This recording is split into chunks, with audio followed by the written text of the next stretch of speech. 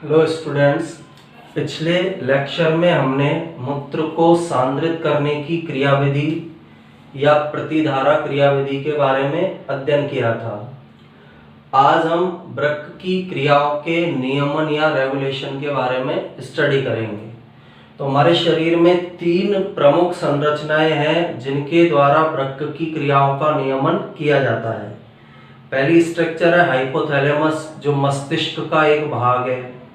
Second structure JGA, juxta glomerulus apparatus, ये nephron के अंदर उपस्थित होता है, जो अभिवाही धमनिका होती है, अपवाही धमनिका होती है, उसके बीच में पाया जाएगा, तो उसके द्वारा कंट्रोल किया जाएगा। तीसरी स्ट्रक्चर हार्ट के द्वारा, हृदय के द्वारा भी वृक्क की क्रियाओं का नियमन किया जाता है। इन दोनों हाइपोथैलेमस और JGA के द्वारा जो नियमन होगा उसी का जस्ट अपोजिट नियमन हृदय के द्वारा किया जाता है। ये जल की मात्रा को बढ़ाते हैं या बीपी को बढ़ाते हैं, ये बीपी को हृदय कम करता है। तो इस तरह एक फीडबैक मैकेनिज्म के द्वारा वृक्क की क्रियाओं का नियमन या रेगुलेशन किया जाता है। और इसमें सबसे पहला है हाइपोथैलेमस द्वारा। हाइपोथैलेमस मस्तिष्क की संरचना का एक भाग है। हमारे शरीर में जो पीयूष ग्रंथि पाई जा रही है उसके कार्यों पर भी यह नियंत्रण करता है। इसके अंदर कुछ विशेष प्रकार के परासरण ग्राही होते हैं। हाइपोथैलेमस में विशेष प्रकार के परासरण ग्राही पाए जाएंगे। उनके सक्रिय होने पर इससे ADH का सिक्रेशन होगा और ADH फिर वृक्क की क्रिया को कंट्रोल करेगा।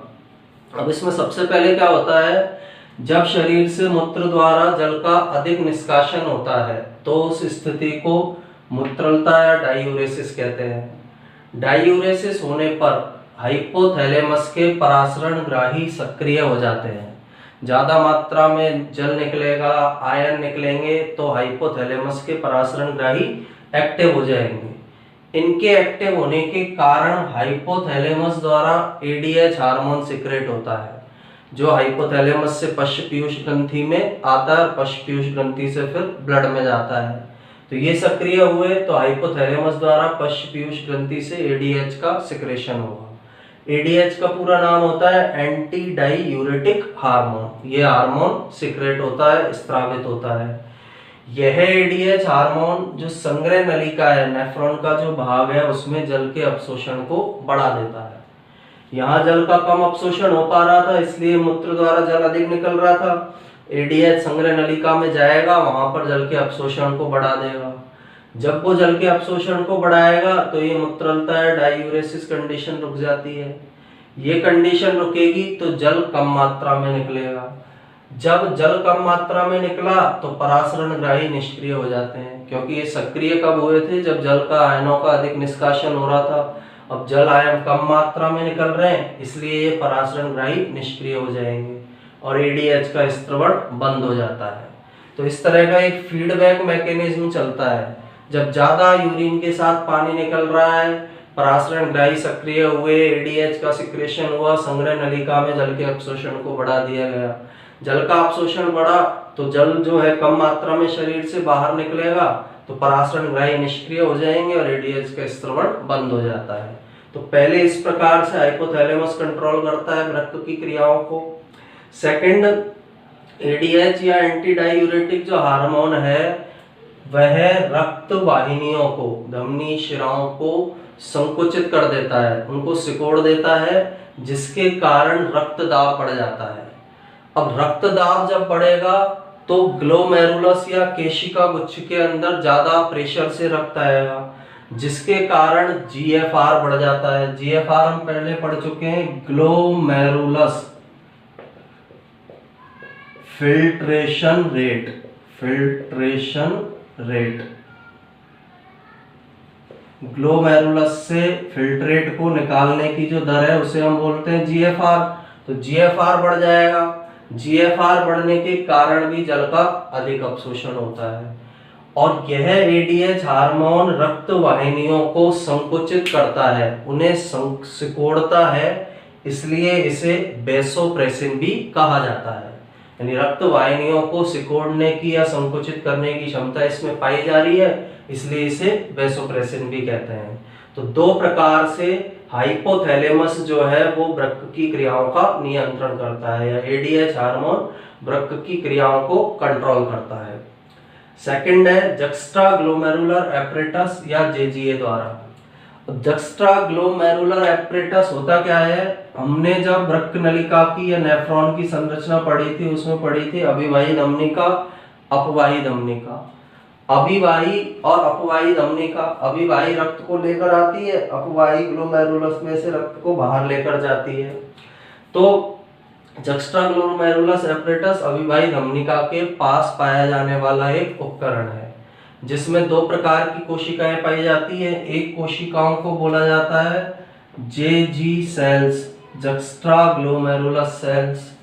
एक कोशिकाएं का समूह इसके अंदर होता है मैक्यूला डेंसा। ये दो स्ट्रक्चर, दो प्रकार की कोशिकाएं मिलेंगी, दोनों आपस में मिलकर जक्स्ट्राग्लोमेरुलस एपरेटस या उपकरण या जेजीए का निर्माण करेगी। अब इसके द्वारा किस प्रकार से वृक्क की क्रियाओं का नियमन होगा।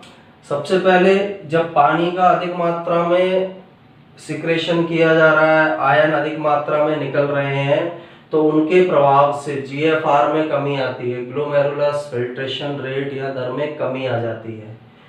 जैसे ही जीएफआर में कमी आएगी, जक्स्ट्राग्लोमेरुलस की कोशिकाएं सक्रिय हो जाती है और ये सक्रिय होकर रेनिन को मुक्त करती है। अब रेनिन यहाँ पर जो हम ये पढ़ रहे हैं, रेनिन एक पाचन तंत्र के अंदर भी होता है, वो एंजाइम होता है। यहाँ जो ये रेनिन है यह हार्मोन है। ये जो रेनिन है ये एक प्रकार का हार्मोन होता है। तो दोनों में डिफरेंस है। पाचन तंत्र में रेनिन एक एंजाइम है, यहाँ जो रेनिन है वो एक हार्मोन होता है। तो जीएफआर में कमी आई, जेजी की कोशिकाएं सक्रिय हुई, रेनिन उनके द्वारा मुक्त किया गया। पहले ये रेनिन एक निष्क्रिय अवस्था में इनमें उपस्थित होता है प्रोरेनिन के रूप में, लेकिन जैसे ही जेजी एक इसके अंदर जीएफआर में कमी आती है, वो प्रोरेनिन से रेनिन बनता है और इस जक्स्ट्राग्लोमेरुलस के द्वारा रेनिन को मुक्त कर दिया जाता है। ये रेनिन एंजाइम हमारे रक्त में पाए जाने वाले एक केमिकल या रासायनिक पदार्थ एंजियोटेंसिनोजन पर वर्क करता है। इनसे जो रेनिन सिक्रेट होगा यह रक्त में उपस्थित एंजियोटेंसिनोजन पर वर्क करेगा। अब रक्त में यह एंजियोटेंसिनोजन कहां से आता है, इसका निर्माण लीवर में होता है। जो लीवर की कोशिकाएं हैं एंजियोटेंसिनोजन बनाती है, रक्त में उसको डाल देती है, तो रक्त में हमारे क्या पाया जा रहा है, एंजियोटेंसिनोजन। इस एंजियोटेंसिनोजन को रेनिन एंजियोटेंसिन फर्स्ट में बदल देता है। यानी रेनिन एंजाइम का काम है रक्त में जो एंजियोटेंसिनोजन पाया जा रहा है उस एंजियोटेंसिनोजन को इसके सक्रिय रूप एंजियोटेंसिन फर्स्ट के अंदर चेंज करना। एंजियोटेंसिन फर्स्ट पर एक एंजाइम कार्य करता है, एंजियोटेंसिन कन्वर्टिंग एंजाइम, और यह एंजाइम इस एंजियोटेंसिन फर्स्ट को एंजियोटेंसिन सेकंड के अंदर बदल देता है। और ये जो एंजियोटेंसिन कन्वर्टिंग एंजाइम है इसका सिक्रेशन फेफड़ों के द्वारा किया जाता है। तो इसके एंजाइम के प्रभाव से एंजियोटेंसिन फर्स्ट एंजियोटेंसिन सेकंड में चेंज हो जाता है। जब यह चेंज हो जाता है एंजियोटेंसिन सेकंड में, तो यह एंजियोटेंसिन सेकंड जीएफआर या ग्लोमेरुलस फिल्ट्रेशन रेट को बढ़ाने का कार्य करता है। जो यहाँ कमी आई थी उस कमी को पूरा करने का काम यह एंजियोटेंसिन सेकंड के द्वारा किया जाता है। तो ये फर्स्ट तरीका है कि जीएफआर जेजीए किस तरह से इसमें वर्क करेगा। सेकंड, एंजियोटेंसिन सेकंड फर्स्ट काम तो इसने जीएफआर को बढ़ाया, दूसरा वर्क ये क्या करता है, एड्रिनल ग्रंथि के बलकुट भाग का प्रेरण करता है। यानी जीएफआर को बढ़ाता है, दूसरा एड्रिनल ग्रंथि का जो बलकुट भाग है, कॉर्टेक्स भाग है, उसको प्रेरित करता है, जिससे एड्रिनल ग्रंथि के बलकुट भाग से एल्डोस्टेरोन का स्त्रवण होता है। जब इस पर ये बलकुट भाग को ही प्रेरित करेगा तो इसके द्वारा एल्डोस्टेरोन का सिक्रेशन किया जाता है। एल्डोस्टेरोन ऐसा पदार्थ, रासायनिक पदार्थ है जो डीसीटी दूरस्थ कुंडलित नलिका में जल और सोडियम के अवशोषण को बढ़ा देता है।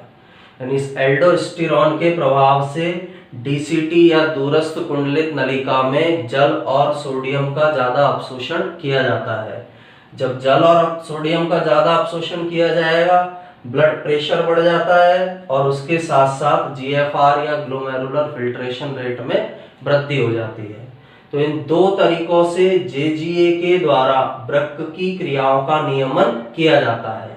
अब ये जो पूरा प्रोसेस चला है, इसके अंदर यहाँ विभिन्न प्रकार के जो एंजाइम इसमें उपयोग में आ रहे हैं, रासायनिक कारक जो इसमें उपयोग में आ रहे हैं, हार्मोन जो उपयोग में आ रहे हैं, उन्हें एक साथ मिलाकर रास कहा जाता है, RAAS।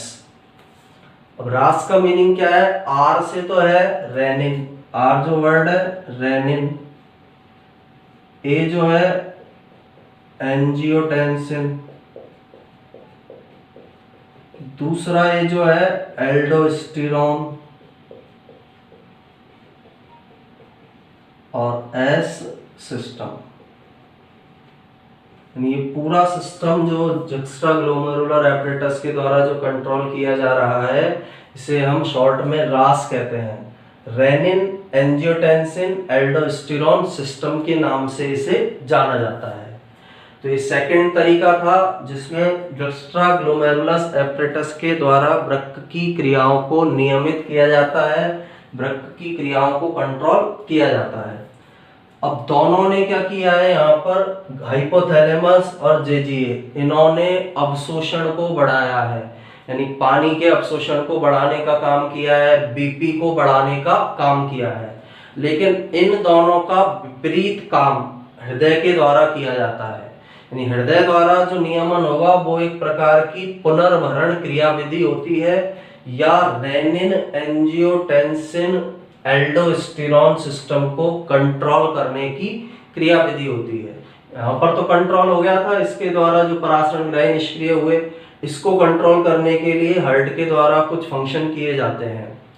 हार्ट में या हृदय में क्या है, आलिंद में जब अधिक रुधिर आता है, यानी बीपी बढ़ा, इस रास के इफेक्ट से बीपी बढ़ा, ब्लड प्रेशर बढ़ा, आलिंद के अंदर ज्यादा रुधिर आएगा, तो आलिंद से एक कारक रिलीज होता है जिसे आलिंद नाइट्रियूरेटिक कारक ANF के नाम से जाना जाता है।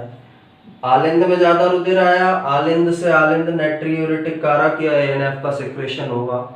यह ANF रक्त वाहिकाओं को फैलाने का कार्य करता है। ये ANF धमनियों, शिराओं, इनकी रक्त वाहिकाओं को फैला देगा। रक्त वाहिकाएं जब फैलेगी तो उनमें ब्लड के अंदर जो प्रेशर या बीपी था उसका मान कम हो जाता है। बीपी का मान कम होगा तो बीपी का मान कम होने पर जो इसने बढ़ाया था बीपी को, उसको नियमित करने का या उसकी फीडबैक मैकेनिज्म देने का काम इसके द्वारा किया जाएगा।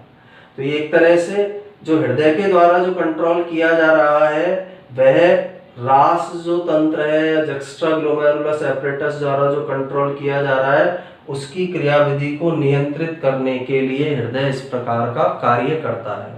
क्योंकि जब बीपी कम होगा हार्ट में, वही दोबारा प्रोसेस बीपी कम होने पर जल जो है वो अधिक मात्रा में निकलने लगेगा, जीएफआर जो है उसकी दर कम हो जाती है, ग्लोमेरुलस फिल्ट्रेशन रेट में कमी हो जाएगी। तो इन दोनों की फीडबैक मैकेनिज्म के रूप में हार्ट के द्वारा ANF का सिक्रेशन किया जाएगा। ANF रक्त वाहिकाओं को फैला देता है, जिसके कारण ये इसको फीडबैक मैकेनिज्म के रूप में वृक्क की क्रियाओं को कंट्रोल करता है।